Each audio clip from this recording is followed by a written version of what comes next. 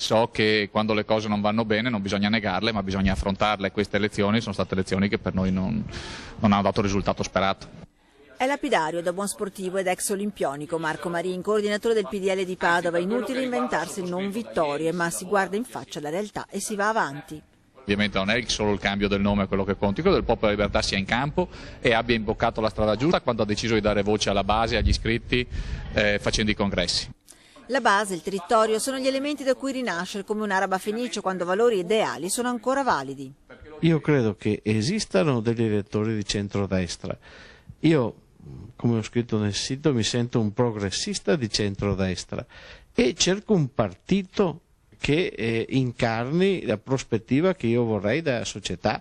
Non serve piangersi addosso, ma servono persone di qualità che guardino agli ideali di centrodestra, ma i pericoli sono in agguato. Credo che la minaccia maggiore per il PDL sia al proprio interno, perché esiste una difficoltà a esprimere una leadership, ma soprattutto ad affrontare i tempi che stiamo vivendo nel modo adeguato. Per Marin la ricetta è semplice, i voti del centrodestra sono lì, non hanno cambiato casacca.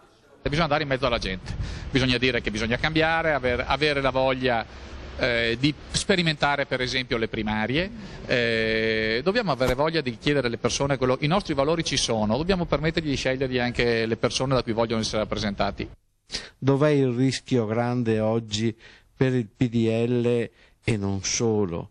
È che sostanzialmente si cerchi una giacca nuova per le stesse persone, cercando di intercettare quell'area culturale e ideologica che gradisce quella giacca.